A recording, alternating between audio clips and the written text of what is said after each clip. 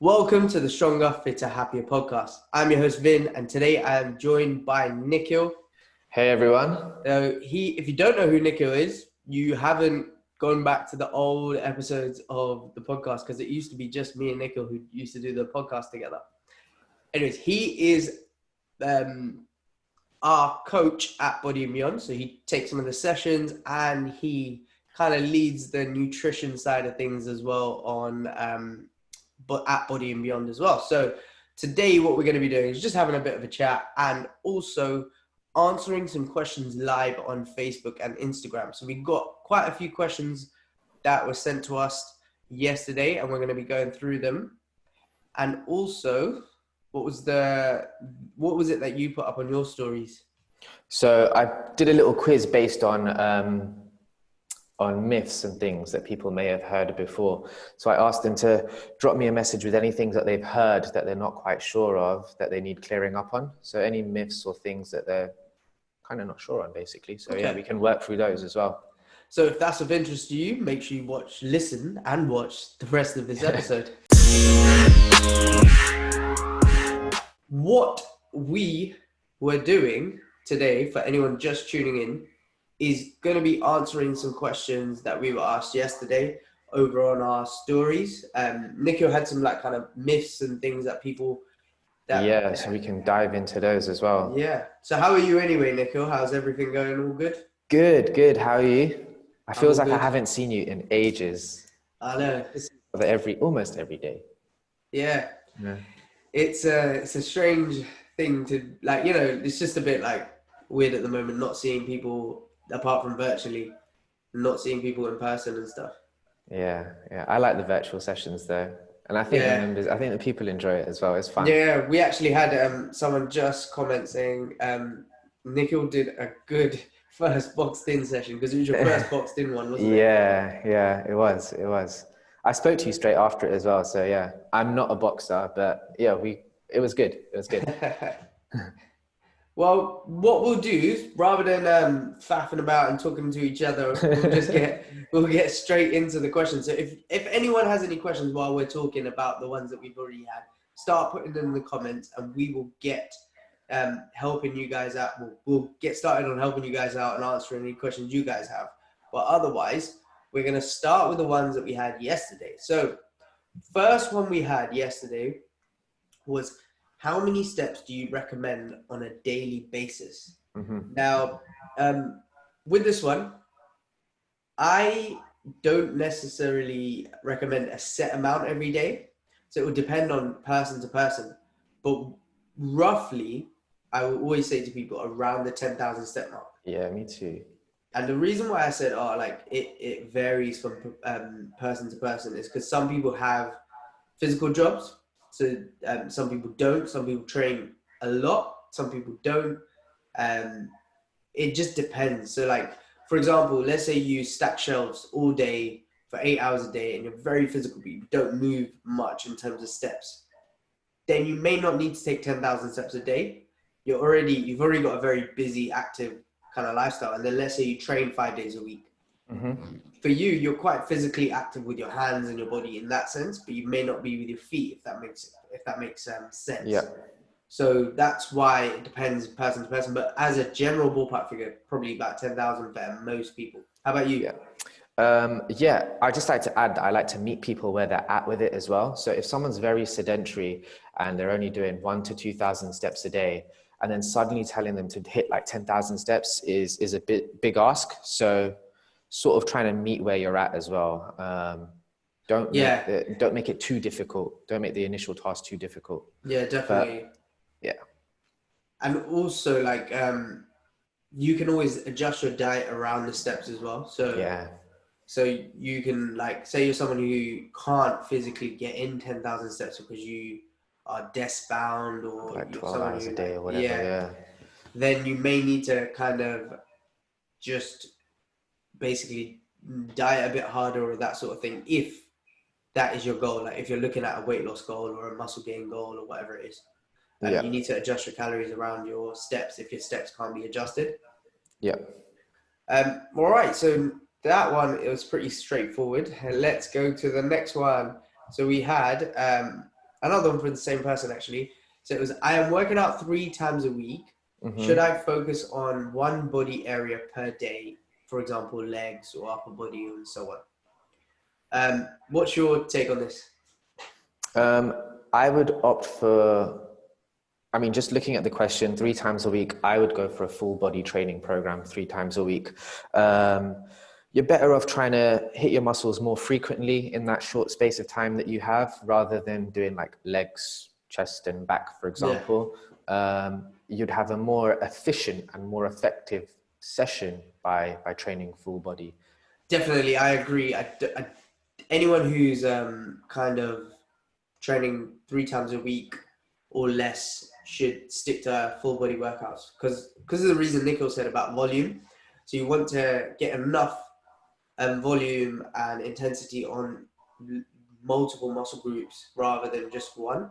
And then you have to also remember is to get stronger and to actually make improvements in terms of strength and muscle size or like tone or whatever it is that your goal is, you have to hit that muscle frequently enough. Yeah. So you said about frequency. So it's like, for example, let's say on Monday you hit a leg muscle like your quads. What you'll do is like you'll spike like your body to spike your body to kind of change in terms of adaptation and stuff like that. But then you hit like a peak and then it starts to drop off again in terms of like the adaptation and the development and the benefits you get. So what you need to do is then hit it again before it kind of drops back to baseline. Yeah. What happens is if you wait a whole week to do like legs again, you've kind of gone back to baseline, maybe even below. So you don't, or maybe not quite back to baseline, but you're at the lower end of the curve. So you don't get enough progress. Multiple peaks in a week is better than just that one peak once every other. Yeah. Exactly. So say the training effect lasted for 48 hours and then so 2 days later, you were at the top of the curve. You then hit the muscle again in terms of train it again, and you get another peak. So you make a lot more progress and better progress in that sense. So it's always better to do total body workouts if you're not training frequently enough. All right. So not that 3 times a week is not frequent enough, by the way. It is more than fine. So this question I was a little bit confused by. So it was someone basically posted saying, not by purpose, but I tend to get to midday and not eat. It used to help me with my calorie deficit, not now. Yeah. So what I'm kind of taking from that is that what should you do? How can you basically get back into a calorie deficit? And I'm presuming that when you say you got to midday and you haven't ate yet, kind of thing. So you basically fasted the whole morning, and not on purpose, but you basically did intermittent fasting by accident by skipping breakfast and not having snacks till midday. Yeah. So what would you say on this kind of front, Nikhil, if you trying to help someone get back into a calorie deficit so that they could lose weight? Yeah, so okay, fine. You're skipping your meals up until breakfast, but then you're finding that you're not losing weight anymore. You just have to ask yourself how hard and how difficult is that initial fast? Is it causing you to be really, really hungry by the time you're eating? And if it is causing you to be really, really hungry by the time you're eating, is it causing you to overeat? So that could be an issue there, which is why you might be taken out of your calorie deficit. So they said that they're not doing it on purpose, so they're probably not finding the fasting bit difficult. But then if it's taking them out of their calorie deficit, I presume that they're overeating later on. Once they start eating, they can't stop, kind of thing, or they overeat. Yeah, or you're overeating and it's going later on into the day, later on into the evening and things like that, the overeating. Maybe because they're so hungry from the fast and then they're overeating afterwards. This is all presumptions because it wasn't like that detailed, the question. Yeah. And then the only other presumption that I can make from this as well is that possibly if it initially helped, your calorie deficit has now changed. You might have adapted to that and you may need to go on to lower calories. Oh yeah, of course. I didn't even think of that. So if they've lost loads of weight and now they're doing that, they've got like a new maintenance. Exactly. So what we're going on about, guys, is so there's probably two causes of you not being in a calorie deficit. Is either you're overeating now because the fast is causing you to want to eat loads of food, and you can't control your like appetite, or you're still eating the same amount of food as you were before, and you're no longer in a calorie deficit because your new weight is your new basically new metabolic rate. Sorry, couldn't get the Yeah. words out. Yeah, so with the metabolic rate dropping, we'll deal with that one first. The reason why your metabolic rate drops when you're losing weight is because you've got a new weight. Yeah. Your body, as soon as you drop any significant amount of weight, you're going to get like The new you requires less calories to maintain itself, basically. exactly, because you're Yeah. lighter, you don't need as much energy coming in because there's less of you. There's physically less mass that requires less energy. So you need to eat less calories to either maintain or keep losing. So that needs to be addressed. So there's two ways to go about this: either increase activity levels or you decrease your calorie intake. Yeah. And now the other way, how would you deal with like kind of the appetite kind of thing? So say you've come away from a fast, you've done an 8-hour fast or however long you've fasted for, and now you're starving and you just can't control yourself. What other ways you'd go with that? So I'd concentrate on getting some good meals in me, which are satiating. So let's go for protein, something that's, meals that are focusing on a protein source as the main sort of a portion of the meal. Using high volume foods, things like that, things that are basically going to fill you up and not cause you to overeat. So talking about fruits, veggies, proteins. Yeah. And you've mentioned possibly doing a protein sparing fast as well. So that's something else. Yeah, I mentioned it off camera. So anyone Yeah. thinking, no, he hasn't mentioned it. Yeah, I mentioned it off camera when we were talking about the questions before. So the protein sparing fast, the way that works is basically in a fast period. So say you're an intermittent faster, if you're doing it very strictly, you're only allowed liquids and liquids that don't have a lot of calories, like So coffee water, tea, coffee, and like 0-calorie drinks and that sort of thing. So what I say to people is do a protein sparing fast. And this works really well for someone who's trying to do muscle, like gain muscle as well, because you're prioritizing protein for protein synthesis so that you could actually build muscle. So the way you would do this is you would eat protein meals, only protein meals or high protein meals with low carbs and fats through your fast period. Yeah. So say you wake up, you might have a protein shake. Then you probably don't need a snack. You just eat at 12 o'clock or that sort of thing, depending on how early you woke. Yeah. So yeah, that's how a protein sparing fast works. You're allowed to eat protein in your fast period. And it works really well because one, I said for muscle building, it's a great one. But the other way is protein is the most satiating macronutrient. So it fills you up the most out of carbs and fats. So what that would do is keep your hunger levels kind of similar and like won't really make you feel like starving when it gets to 12 and you just don't destroy everything in sight. And that's really difficult as well for people who like have jobs where they have like a canteen available to them or lots of meal choices. Say you're at home Office right now, treats and things like that. yeah, there's like loads of snacks in the house. You're more likely to go for the quickest, most convenient thing, and usually the quickest convenient things are often the most unhealthiest or high calorie things. Yeah, highly processed, highly palatable. Yeah. So what we'll do, we'll jump into a question on one of the comments. So Jamie asks, if you have muscle soreness, should you still work out and work through the pain? My take on this is yes, depending on how badly it is. So what I always say to people, if your muscle soreness is not that bad and it's not restricting mobility in terms of you can still get all the way down in a squat and that sort of thing, and it's not like excruciating like when you first, like when you first start working out or you get into a new program and you just can't walk. Don't train immediately the day after there, but keep mobile. Stay mobile because it helps reduce the pain. But what I would say is keep working, keep training, but don't go to failure because you'll just make that. So when you're training, don't go to absolute failure. Let's say you're doing bicep curls, you're gonna fail at 12. Go to like 8 to 10 rather than go to 12. So that you don't increase the soreness. But yeah, that's probably the better way to go with muscle soreness. But yeah, so like a 7 out of 10 pain is probably the highest I would train again. If it's like a 10 out of 10 pain, don't bother, maybe rest another day and then train. Yeah, you won't have an effective workout anyway if it's a 10 out of 10 pain. Yeah, it's just not worth it. All right, so we'll go back to the questions that we had from yesterday again. It was, we had a bot saying, "Hey, I am naughty, watch me at my weight." Get the fudge out of here. All right, so we had this one. This is a really good one, actually. So how long does a weight plateau last, and what steps can you do to take to push into weight loss? So you get 2 types of plateaus, actually. So you get like a false plateau and a true plateau.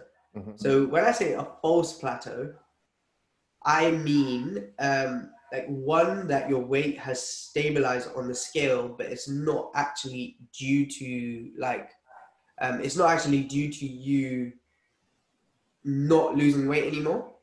It's more like a physiological response in terms of the weight. Something that's happened, yeah. Yeah, so there's a theory on why sometimes this happens. It's like, it's not a legitimate and scientific theory in terms of like, I think it was Lau McDonald who came up with a theory of why this may happen, but it's not been proven in research. So you get fat cells. Let's say you burn a fat cell.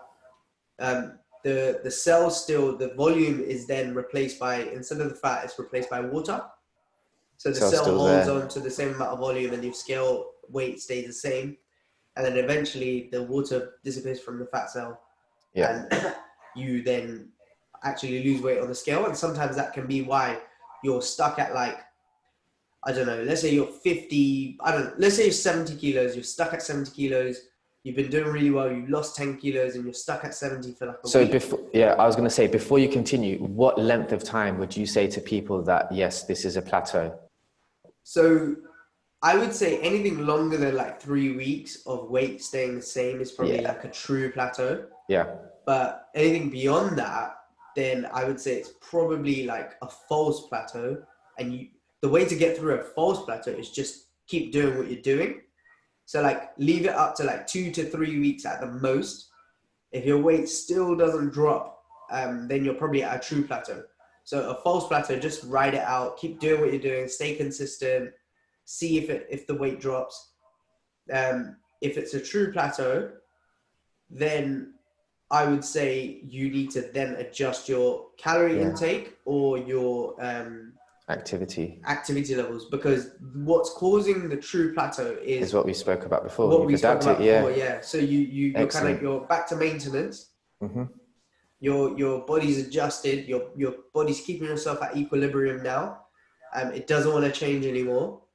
So there can be a few reasons why your activities drop without you noticing. So first thing I would say is track your steps, track your activity levels. Are you still being as active? Because being in a calorie deficit for a long time, what it does is it stops you from being active. You fidget less. You do so many different... Your body's trying to preserve as much energy as it can. So even though you don't notice it, you'll start like, you won't talk with your hands as much, say, or something like that. Yeah. Yeah. You just generally are less energetic, and it's your body's way of adapting because it doesn't want you to lose weight. You have to remember, when you're losing weight for a long period of time, your body will do everything it can to make you not lose weight. So it'll increase your appetite. It'll increase your hunger levels. It will like reduce your activity by making you more fatigued, more tired. So if this is happening, the first step you could probably do is bump up your calories a little bit, take a bit of a break, allow like your hormones and things like that to come back to normal, allow your appetite to regulate again, and then go back into a deficit. And then it may fix the problems of like low energy, not being active enough, that sort of thing. If you are tracking your steps and you're still doing the exact same amount of steps, you're being very strict with your calories and your workouts, and your intensity is still the same, you're being very like kind of controlled in the method, then what you need to do is either decrease your calories. Let's make that clear. Decrease your calories by about 10 to 20%. Yeah. Maybe that's quite a big jump. Nico, you probably go a bit lower than that, right? Yeah, I'd say 5 to 10% to start Okay. with anyway, yeah. Yeah. So 5 to 10% is probably a better way to go. Because we want to diet people as high as possible, right? Yeah. As a long-term strategy. If it's a Yeah. short-term thing, then yeah, you can take the bigger number. But a long-term strategy to weight loss, like if you've got a lot of weight to lose, or you're in it for a long game, then yeah, a slower deficit is probably the better way to go. And then the other way, the one that I prefer, rather than dropping calories, is increasing activity levels if possible. So say you train 3 times a week, up into maybe 4 to 5 times, and then let the extra calories burnt be the way you reduce your get into a deficit again. Yeah. Or increase your steps. So let's say you're doing 10,000 steps, go to 12, go to 15. And it is a lot more harder because you're physically being more active. But I love food. So Yeah, what would you rather do? Move more or just sacrifice food, isn't it? That's the yeah, question so it comes down to at the end of the day. I prefer to move more, yeah. Yeah, Yeah, so it's up to you. You have to know I yourself. prefer to What do eat you as well. find? What do you find easier? But can we just state as well, moving more means moving more in general. It doesn't mean going out to the gym and blitzing a hardcore session or spending hours in there because, yeah, trying to balance it that way and burn calories that way isn't the most productive way of doing it. So when Vin's talking about moving more and increasing your activity, it's through your day to day rather than going into the gym and blitzing out a session that you do for more calories, right? Yeah. Yeah. I think the person who asked that question is actually watching. I won't mention your name just in case you don't want us to, but just if that has answered your question, please let us know.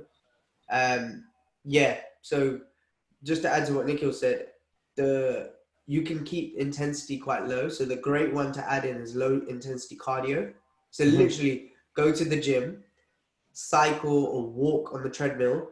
You could walk outside as well. But what I mean is like, okay, right now you can't go to the gym, so let's make it specific to home. So like things like marching on the spot while watching TV is very low intensity. I know it's a bit annoying, like because you're standing up, it's tiring, whatever. But you're not doing anything to impact your joints. You're just literally going up, down, up, down. Like it's very mundane, but it's still a great way to get in cardio at home Increase activity, yeah. while you're distracting yourself because it's boring. Watch TV while you do it, and that's it. The easy way to do an hour of cardio and get extra movement in right now. Or the other one is like listen to our podcast, listen to us, walk up and down your stairs. Like, you know, if we're not entertaining enough, then listen to a more entertaining podcast, and then do it that way. But something that distracts you from the activity you're doing is probably the best way to go. But that's low intensity that you can maybe hold a conversation with somebody else or like do nasal breathing. It's like something that everyone's jumping onto in the fitness industry right now. But like nasal breathing is like a great way to regulate your breathing control and also stop the intensity going too high because you can't train hard while keeping your mouth shut and just breathing through your nose. So it's a good way to regulate intensity. That's why I do it in our sessions when I say nasal breathing only, guys. It's to stop people from beasting themselves. Fine. If we're doing it like if that the target that we're trying to get is more something specific, like keeping the heart rate to a certain level. All right, I think there was one more. Oh, all the questions have gone that I had from yesterday. So where have they gone? Lucky I wrote them down. So we did the midway one, we did the steps one, total body. Okay, so we had 2 questions actually I had that I haven't come up on is how do you improve your long distance running time? For me, the best way to do this, if you're a beginner, if you're new to running, is just keep doing running. So keep training, keep training regularly, keep pushing yourself, and slowly your fitness levels will improve. Hold on, something's come up on my screen. Let me get rid of it. Anyway, yeah. So slowly, your fitness levels will improve over time. The other way to go is to also, sorry, this just threw me off a little bit, is to improve your strength.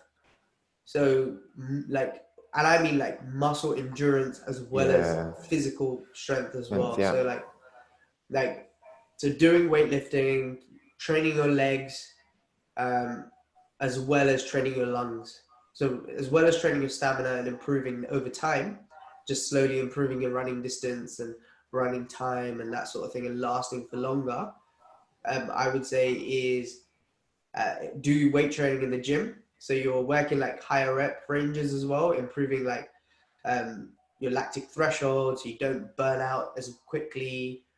You're able to kind of work different energy systems, Yeah. and also just the actual muscle strength as well, so that it's not like physical pain that's stopping you. So a lot of people kind of stop running because their joints start aching as they get further into the run, Yeah. that sort of thing. So if you're able to physically strengthen your legs, so let's say like you're able to squat 60 now, and then in like 12 weeks you're able to squat 70 kilos for like 8 reps, then it's a great thing, like in terms of like you've improved, you've kind of And that improved will your help strength, your and runs as well. Yeah. yeah, because you've improved the power you're able to drive through the floor, you're able to run faster, and also like muscle size will have improved as well, so that they can take more load as opposed to your joints taking the load, that sort of thing. But also, all right, perfect. We did answer the question with the plateau. Oops, flipped my camera by accident. All right.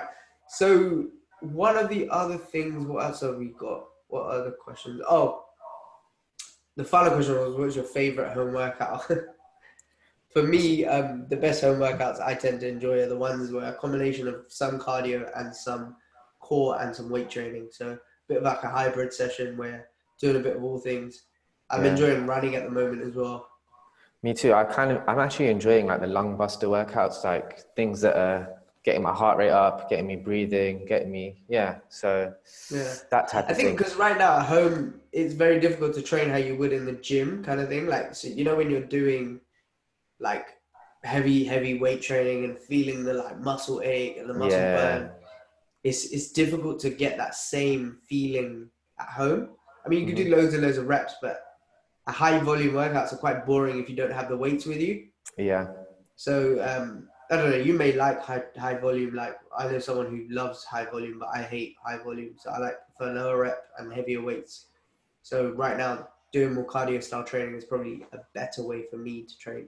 Yeah, and More, I've more than actually improved the way that I control my muscles and stuff as well. So hopefully definitely. when we go back to the gym, I can carry that over, and yeah, I'll be Yeah, happy. it's like, it's funny how much intensity you can get from a body weight exercise if you control the tempo and the feeling.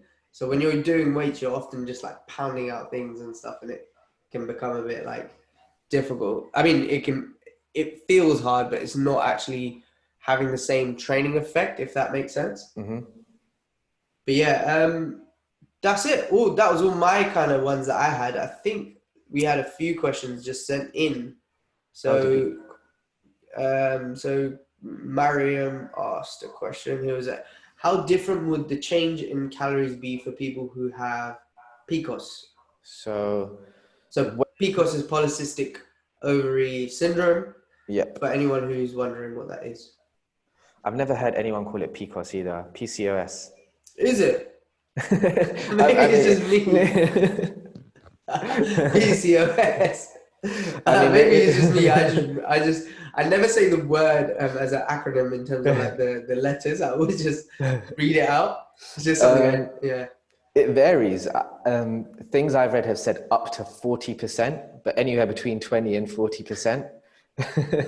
What about you? I mean, it's between 20 and 40% is where it can differ. So, Yeah. whereas someone who doesn't have PCOS could get away with having, say, a calorie deficit of 1,500. Mariam, you say it the way he does because he's taught you to say it that way. Yeah, I think so. Sorry, and yeah, so say someone's on a calorie deficit that doesn't suffer from PCOS, you'd have to have potentially 20 to 40% less than them. But Yeah. again, you can make the adaptation by increasing your activity. Yeah, that's true. So it's because your metabolism is slightly reduced by 20 to 40%. Some people may not have a reduced metabolism as Yeah, well, but it's 40% is at the drastic end though. yeah. Yeah. So anyone who, yeah, it's a reduced metabolism. So the way you would do it is affect it either by activity or by calories. So yeah, 20% increase in activity or 20% decrease in calories. That's not an exact science, by the way, but yeah, around that figure. Um, what other ones have we had? We've had so someone's just asked, for anyone who's a member, will you carry on online sessions once the lockdown is lifted? We will be carrying on with online sessions for until absolutely 100% until the gyms are open, but we'll probably open once. The government may say the gyms are open, safe to open at a certain time, but we'll probably open once we feel it's safe in terms of like the wellness for our members and that sort of thing. So I'm not saying we're not going to go by government advice. I mean, we'll likely open a bit later when people feel more comfortable going back to the gym, as opposed to when the government says it's okay. That being said, we will definitely be carrying on with virtual sessions, and we're building a bit more of an online platform as well, so that people can do online training with us as well as in-person training with us. So you'll get access to two types of, as part of your membership, no extra cost. You'll be able to do virtual training as well as online training as well. Someone just asked off the back of that question, will you be taking on more clients once this lockdown is over, when everything goes back to normal? Yes, so we've actually put a stop on like taking in new members at the moment, and we don't call our members clients, we always call them members, because members of the family and clients just seem so clinical, and we don't, I don't know. Clients is a banned word in Body and Beyond, it's always members. So yeah, anyway, members, we will be taking on more members and hope before the lockdown is lifted as well. So we were just trying to make sure our members are getting enough value, the support is there for them. We can just focus on them rather than new people. But yeah, we're working on a way of like onboarding new people, because we normally train beginners. We don't train like advanced people, beginners to intermediate people who kind of not that familiar in the gym. So getting new members online who are beginners is a bit difficult to take them on in terms of like making sure they're doing form correctly, making sure they're 100% they're knowledgeable in what they're doing, they feel comfortable. It's always easier face to face. So we're working on a way that we can make sure that they're great, and then we're going to take on people. So it will be pretty soon, actually, especially if you're more advanced, then it's easier to take you on as a member. So just get in touch, drop us a message if you're interested in joining the Body+beyond team. We'll be happy to help you. Anyway, let's move away from plugging. So we are going to one last question from me, and then we'll move to Nikhil's ones. So it was, how can you change from jogging to a running pace? I like jogging, but I like to change it to running. So anyone's like, oh, what the hell? What's the difference? Running is like when you're actually going for it, and jogging is like, you could potentially like, I don't know the miles per hour kind of for it, but it's like a very slow pushing up run. your space, isn't it? Well, for a jog, slowing down your pace and your pace. So the way I change in terms of like, you're obviously going to be able to jog for longer, so it depends on like what your method is. But like I always, towards the end of my run, I will pick up the pace of running. Also, you can have a pace calculator like from your phone or from your watch and that thing, so you can keep an eye on it, and then if it drops too low, back up, push it back up. The other way to I usually, well, when I started running a route that I run now, I've just kept it the same, but I started off with a jog, and to know that I was running, to make sure that I was pushing myself to a run, I would try and beat the time that I did last time. So therefore I know that I'm going faster. Therefore my jog pace is picking up and slowly turning into a run. So that's another way, but you can get caught up by the numbers and want to push every single time. And because then you're maxing out intensity every run. Yeah. And it's a bit, you're just going to take a beating on your joints and stuff. So it's better to have like low intensity runs and high intensity runs. So you have like, so say you're doing 2 5Ks a week or 3 5Ks a week. if you're like building up to a marathon like you are, or whatever it is that you're having, some long distance, some shorter distance, what I would do is vary the intensity. So say like 1 week, your short run is at high intensity, so you run it fast. Then next week, your short run is at a low intensity, so you run it slow. And then that way you vary the intensity, and then you can kind of adapt and create a different adaptation as well in terms of like what energy system you're using, building up your stamina in a certain way. You're not at 80% of your max heart rate the whole run, that sort of thing. Mm-hmm. And then the other way with long distance running is you could vary the actual runs. So you could say like, oh, for the first 10 minutes, I'm going to do this pace, second, this pace, that sort of thing. And then have like intervals so you get like a rest and recovery, like as if like you were lifting weights, so you'd have the intense period where you're actually lifting, then you rest and recover. Same thing with your running. Yeah. And then the other thing that you could do, if it's just like a struggling thing in terms of like, you can't push yourself hard enough in things, is I like to put a really motivating song on, and then create like some kind of like psycho behavior in my head. Yeah. So I always create scenarios. Nikhil knows me well. It's like, say like it's towards the last 10 minutes of my run. I'm like, oh, I have to get home in 10 minutes because the house is going to blow up and I need to go home and defuse the bomb. Like literally, that's the kind of scenario I might make up in my head. So it makes me run really hard and create like a, like yesterday, I imagined a dog was chasing me.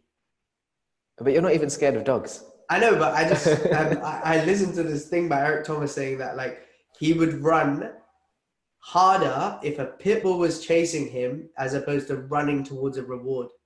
So if he was running to money, he would run slower as if a dog was going to chase him and bite him. So I don't know, it came to me when I was running in the last like 30 seconds of my run, and I just blasted like my... That visualization thing helps as well. So you like to think of scenarios. I like to think of where I want to get to in my head. So I want to be at X point. I'm going to get there by doing this. So that sort of visualization is what I use. Also, I use feel-good motivation as well. So what I mean by that is like I'll play a song that makes me feel good in terms of like where I want to be. So it's quite like, it's euphoric as in if you reach your goal. So there's a song by Nicki Minaj, what's it called? Feeling for Life, that one that goes, I'm not going to sing it. I wish that I could have this moment for life. Yeah, it says Moment for Life, that's it. But yeah, it's quite like she's like building herself up, talking herself up, like kind of she's reached a goal, she's reached like this point in her life and she's got to a certain point. Yeah, she's talking about like, oh, I'm the heavyweight champ. And yeah, like that. So like, I actually literally visualize as if like that's going to be that I've like kind of reached this thing, and then it kind of gets you going. Like you feel like you're a good runner. You feel like you're good at this, and it doesn't make you feel like, oh, I'm tired and I'm at the end of the run and I'm sluggish. Like, so you kind of go through it and you feel like you've reached this thing. So I always do that as well. The other ways is like 50 Cent. If I can't do it, it can't be done. Is a big one for me. Like, when we did that Spartan challenge. Do you remember when we did that one by Reebok? Yeah. So there was a point where most of our friends when we were doing the Spartan challenge weren't into fitness, so they didn't train for it. They were like, one of them was hungover, and it was taking a very long time for us to do it. And like we said, we'd stick together, and I thought, do you know what? I just can't take, like I can't do this for any longer. It was like 4.5 hours we were in. I was like, and then someone, I think it was like, it felt like we were like nearly at the end, and I ran past a marshal and he went, halfway. Oh, halfway, guys. Well done. Keep it going. I was like, no. Like, if we carry on at this pace, we're going to be doing this thing for like 8 hours. And I just went, I have to go. And I just ran. And there was a point where no one was around me because I left you guys. And some of our group had gone ahead as well because we stuck behind. Because some of them had skipped the swimming one, didn't they? Yeah. So they got a lot further ahead of us. And then it was like literally me. And there was no strangers, nothing like on the field. I couldn't see the end of the field. And I was like, oh shit, like, how am I just couldn't take it anymore. And I was like, I had to literally start singing out loud. Yeah, I was like in my head going, if I can Do it, homie, it can be done. And that's the way I got through that bit. But yeah, so I like to listen to motivating music is what I was getting at. Long way to get to there. But yeah, all right, if anyone enjoyed the singing, then let us know. So just jump into the comments again. We had, oh my gosh, maybe I should do the same. I'm scared of dogs, so I need to pretend I'm being chased. That's a great motivation. Yeah, I think running away from pain is sometimes an easier motivator than running towards pleasure. So what I mean by that is like,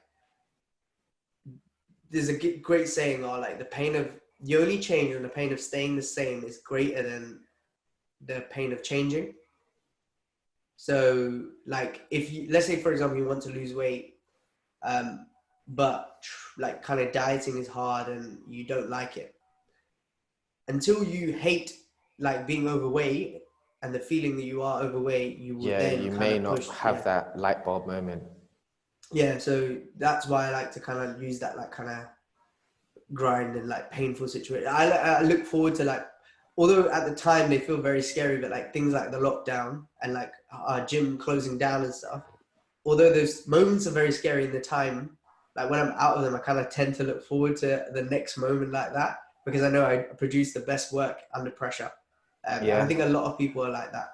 Some people, pressure breaks them, but some people thrive on pressure and thrive in like a difficult situation. And obviously you don't want a situation so difficult that you can't get back up from, but one that just knocks you down a little bit that you can get back up on. It's like a bit more of like a sting in your mouth.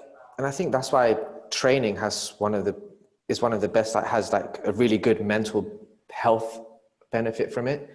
Because sometimes you can get real down and dirty with your workouts, and knowing that you can make it out of that, it's good. It's good. It's like overcoming something, isn't it? Yeah, it gives you that overcoming feeling, and then you can think, well, you know what, this morning I made it through my workout. This bad day where my boss has just shouted at me isn't so bad. Yeah, and I know obviously workouts can't help you get through a lot of things. Like there's a lot more difficult things than workouts in life, but it does help build your mental resilience, and you can often transfer that to other areas of your life. That's why so many successful people say physical first. Like when you think about Will Smith, he says anytime he's going through a difficult thing in his life, training first, prioritize training, get on the treadmill, run, because he knows if he can overcome the pain, physical pain, he can overcome mental pain as well. Everyone, like anyone successful I know that I listen to, like I'm very big on like looking at, I know myself, like in terms of like, I'm not someone who come up with like brand new ideas and be very innovative and like be that kind of person, but I can look at other people who are very successful and emulate their success by like replicating it through what we do and what I do and that sort of thing. Yeah. So I always look at other people as motivators and like successful people and their habits and their goals. And most successful people will always have some physical element in their life. It might not be training, but something like, some people do yoga, some meditate, people do walks, some people do like hiking, I don't know, different physical things that they like to do, but they do it and it often works to help push them to be better in other areas of their life. I think I just got a question. Oh, Joey says, send us your running songs. So on, I don't on Spotify. Actually, I think I do on Spotify as well, but on Apple Music, I have a public playlist called Coach Vin's playlist. And then we've got some Body+beyond playlist. But what we'll do, we'll create some playlists on Spotify, because I think, put it in the comments. What do you listen to? What do you use more as a music platform, Spotify or Apple Music? So depending on which one we get more votes on, we'll just do both, but we'll put some playlists up for you guys for training and stuff like that. All right, Nikhil, you went to mine. Yeah, so on your stories, what did you do? So on my stories, I posted a question asking if people had heard of myths or things that they weren't quite sure of that they wanted clearing up on. So I did get a few, and I think we can go through them. Maybe there's about 5 of them. So the first one someone asked me was, is weight loss 80% diet? I know what I think about it. There's a simple answer and there's a more complicated answer. The simple answer is no, it's 100% diet, which is, you could technically lose weight by just making sure you're in a calorie deficit, and that's all you really need to do. But the complicated answer is taking into consideration your activity levels, how long you can do it for, just not eating in a calorie deficit. What else is there to consider? Your activity levels, things that we've covered earlier on as well. But yeah, two answers. Yeah, I think when people say stuff like, "Oh, is nutrition 80% diet?" They more mean like kind of things like, "Oh, is nutrition the thing that's kind of The most important. yeah." And that is true. It's definitely most important when it comes to training. But what I more mean is like, oh, it's not something that is the be all and end all in terms of like things that affect nutrition is what I'm getting at. So like training will affect nutrition for some people. So Yes. say for example, like you're someone who, I don't know, eats well. No, sorry, trains hard and then eats well as a result of it. Yeah. And it may not be like, do you get what I mean? Yeah, 100%. Yeah. And the other thing, the other thing is, I'm gonna have to tilt my phone slightly. Did you have to put it in charge? Yeah, I'm trying to put it in charge. But the other thing is, I say it's 100% of training and 100% of nutrition. They're two separate entities. Yes. Yeah, think of them as two separate entities as well. Yeah. So I always say that to people: train hard, put 100% into your training, and use training as an effect for like getting strong, training results. Good. Yeah. And then with nutrition, use that as your thing to change your body in terms of like whatever you're trying to create. Like if your goal is muscle building or whatever, then you have to provide the stimulus from the training and tell your body what to do. And then with the nutrition is like you're making your body do it by allowing it to change, and the rest is helping it as well. Same with fat loss. Like training won't actually affect the fat loss, but it'll help you burn calories in terms of like staying active. So it makes dieting a bit easier as well. Nutrient uptake, that sort of thing. But yeah. What about the rest? What else was there? Okay, so the next one was, is it bad to skip breakfast as it won't get my metabolism started for the day? So yeah, this is an age-old myth, isn't it? It's been going around for some time. No, but we can both assure you that skipping breakfast doesn't harm your metabolism in any sort of way. You don't need to kickstart or jumpstart your metabolism to get everything going in the morning. No. Total calories is what's most important. Yeah, total calories is what's most important. It doesn't make a difference as to whether or not you have breakfast. So yeah, that's that one. Second one is, does it matter if my calories come from junk food or fruit and veg? Is it still the same thing? Yeah, exactly. It's still the same thing, but we don't really advise it. You don't want to just have a diet of junk food. You want to be getting whole nutritious food in, because it will also make being on a diet a lot easier. All the health benefits that you get from it, you don't have near enough vitamins and minerals in junk food as you do in whole nutritious food like fruit and veg. And also, like, so say like you were to lose, say you were eating like, say you're going to lose weight on 1200 calories, you would lose weight on 1200 calories of junk food or 1200 calories of healthy food. It wouldn't make a difference that way, but how you feel on both of them will be different. And I don't mean feel like as in fullness of wellness and that sort of thing, but I mean like, if you're not able to match fiber, your poo will be different. You may not be able to go to the toilet. One won't give you enough nutrients, the other will. One won't fill you up enough, because like you can put 1200 calories of crisps and chocolates on one plate maybe, whereas you could put 1200 calories of healthy food across 6 plates. Spread it out. So you have to think about it like that. Like one large pizza will be 1200 calories. Whereas like a whole day's worth of food can be 1200 calories if you let it. So that's where the difference comes in. It's a lot easier to eat. So what we say is 80% of the food that you eat should be like whole nutritious sources of food. And 20% of the food that you eat in the day, like whatever from calories, it could be like more foods whatever you fancy kind of thing that may be healthy, may not be healthy. Perfect. Question number 3. Let me just get it up.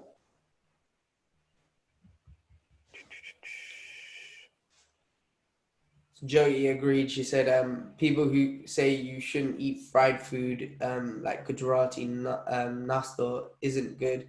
Is this correct? So no, you can eat that. Like, you just have to factor it into your calorie intake, like we just said about. So let's say you ate 200 calories of jevro. It's like a Gujarati snack, if you don't know. Bombay mix for anyone who's English watching this. Say you had 200 calories of Bombay mix, but you need to eat 1,500 calories in the day, and the rest of the calories, 1,300, were from healthy, nutritious sources of food. Then you're gonna be able to hit your goal. Does that make sense? Like, you'll still lose weight even though you had the unhealthy snack. It's more about total calories rather than individual foods that you're eating. Good answer, mate. And the last one, you switched around. Yep. The final one that I had was, does eating in the evening make you fat? I'm guessing late in the evening. Yeah, no, it doesn't. That was so straight up, wasn't it? Yeah, it doesn't make you overweight, fat, nothing. Like, no. You can eat as late as you want and still lose weight. It's more about total calories again. Yeah. In fact, I like to eat quite late at night just because... Really? Yeah. I don't know why. Okay, not quite late at night, but I like a little bit of food at like 9:30. So. Oh, wow. No, as in, like, I don't like to eat too late at night. And the only reason for not eating too late at night is because it does have an impact on your sleep. So there is research showing, like, when you eat too late at night, you can have a negative effect on sleep quality. So it's not necessarily the fact that you're affecting, like, your what's the word I'm looking for? Your goals. Your goals. You're just not getting an optimal sleep. Yeah. Which can have a negative effect on the next day in terms of calories, because you crave more food, because if you slept less, you haven't had a deep sleep, recovery for training, that sort of thing. So there are negative things about eating late at night, but fat loss is not one. No, it doesn't make you fat. That's interesting about the sleep. Well, I know for sure if you don't get a good sleep the next day, you can, it's been shown that people overconsume on calories and make poor food choices. Yeah. But yeah, nice to know that eating too late at night can cause a disruption in sleep. Yeah. And Joey's got a tip for you. She said, brush your teeth. That's your tip as well. Yeah, that's a good tip. So people who struggle with snacking at late, or if anyone's like kind of not able to see the comments, is one thing that we recommend is after your last meal, brush your teeth, so that you don't then, some people, the humans, and we're just kind of lazy sometimes, so we won't go, I'll go eat something, then brush my teeth again. We'll just do it the once. Unless you're just an animal and you don't brush your teeth before you go to sleep. Or you just brush them again. Yeah. Bavini says, why does a lack of sleep cause you to consume more calories? It's because it has a negative effect on certain hormones you produce. So ghrelin. Hold on, which one's ghrelin? Ghrelin's the one that helps increases hunger. Increases hunger. Sorry, ghrelin greedy. Yeah, so ghrelin increases hunger, leptin decreases hunger, and increases satiety and your feeling of fullness. So what happens is your ghrelin production is up and your leptin production is lower. So what you do is you crave more food, and normally when your ghrelin production is up, you crave more foods that are higher in carbs. And normally people, when they think carbs, they don't think, I'm going to have a piece of fruit. They think things that are salty, fatty. Croissants. Donuts. Donuts. Things like that, like sweets, that sort of food. And then that also has a lot of calories because of the fats as well. And it also increases your the amount you want as well. So, because it's so high in taste, like, so when you have really, really tasty food, there's things in your brain that make you want more tasty food. More tasty foods, yeah. So you wash it down with not just that, like, as in when you're eating something super highly palatable, you tend to eat more of it. So say there's like a really super tasty food on the plate, you will eat loads of it. Whereas if there was broccoli, you may go, I've had enough now. I don't want to eat that. Yeah, exactly. Like I ordered a pizza and I ate pizza, but because I ordered the wrong pizza like an idiot. I didn't finish it. I only had 3 slices because I didn't like it. Like, it was fine. It didn't taste bad, but it wasn't my favorite one. So I only had 3 slices out of the however many there was available. Whereas if it was the one I wanted, I would have ate the whole thing because that's what I was planning to do. So, decreasing food like taste and things like that can also help with reducing calories. Like if you were to have like a bowl of white rice in front of you, there's only so much of it that you can eat. But the moment you start pouring some chili sauce or some like sweet chili sauce over it, you can probably have some more of it. So decreasing the taste of your food. I know it's not the best it's not the best way to go, but then you have to remember, this is why like having more vegetables and having lots of foods like that is a very good thing to do, because not that it doesn't taste nice, it's just they don't taste as good as like a chocolate bar. Yeah, that's it. It's not as good. So it's tasty food, but not super highly palatable, like salty, like chips, like that sort of thing. Like imagine you had unseasoned chips. I have unseasoned chips all the time. They're banging. You're just a weirdo. But like, say they weren't deep fried, they were baked in the oven. And there was no salt on them. There was nothing added to them. They wouldn't be as tasty as a deep fried chip with salt and vinegar. That's what I'm getting at. So you're talking about fried chips, right? Yeah. And not homemade ones, like oven ones, or like? No, I'm talking chip shop chips, yeah? Oh yeah, but they still put stuff on there, innit? So it's still tasty. Oh, okay, fine. Right, is there any more things you have? Well, I had one over here. Is paneer bad for me? Because some people say it is and other people say it isn't. Well, it's not. It's not. No, it's not. We've answered this already, isn't it? Yeah. Total calories is what's most important. It's just high in fat and it's high in saturated fats. And again, going back to the easy to overeat. Yeah, like, and when you eat paneer, you don't eat paneer on its own. Yeah. You have it in a sauce that's really tasty. You have it in more fats. You deep fry something, you deep fry, you put it in like high calorie sauce, and then it makes it unhealthier than it was to start with. But you can get like low fat versions of paneer now as well. Yeah, there is. I can't remember the name off the top of my head, but there is a low calorie version of it, or a low fat version of it. Well, we've got 60 seconds left on Instagram, and then it cuts us off. I think we've been doing this for an hour. So if you've watched this whole hour, you are an incredible person, because we've held your attention for that long on a live stream.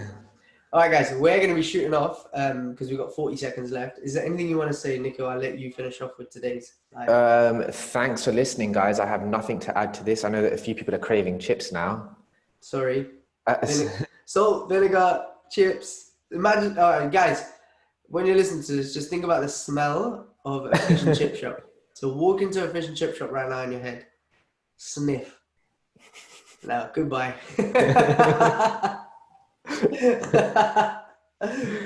Sorry, guys. All right, 10 seconds gone. I will see you on the next episode, or listen to us tomorrow live. I hope you enjoyed that episode. Let us know if you did. Let us know if you have any questions. Send them in to podcast@bodybeyond.co.uk. We are over and out. Take care.